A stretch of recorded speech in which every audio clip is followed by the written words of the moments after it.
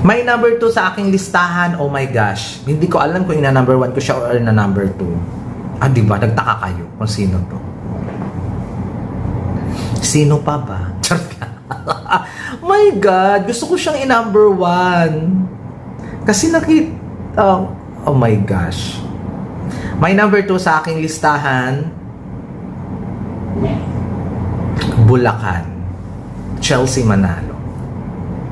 Nakita ng dalawang mata ko sa personal kung gaano kaganda, kung gaano kakabugera, kung gaano yung aura, kung gaano nag-shine bright like a diamond. Kumbaga siya yung hindi mo inaasahan na pagdating sa preliminary competition na si Bulacan.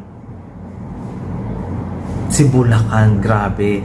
Grabe yung aura, grabe yung charisma, grabe yung ganda. Amazing. Love na love ko talaga siya. Nice personality, hindi nakakalimot. Alam mo yun? Amazing swimsuit, evening gown, interview. Wala kang hahanapin eh. Beauty, body, everything about her. My gosh. My gosh lang talaga. Patawarin niyo ako kung makoronahan to ha. Sorry, but malaki ang chance na makoronahan si Miss Chelsea Manalo.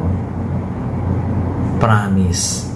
Kaya nakikita ko talaga siya sa last two standing, sa beauty na i-offer niya, sa quality ng pasarela. Alam mo, konti lang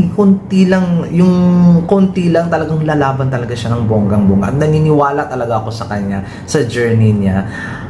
Hindi na niya kailangan bumalik kasi mukhang makakuha talaga siya ng corona. Kahit anong corona, pero gusto ko universe ng bonggang-bongga. That's why nilagay ko siya sa aking number 2, Chelsea Manalo ng Bulacan.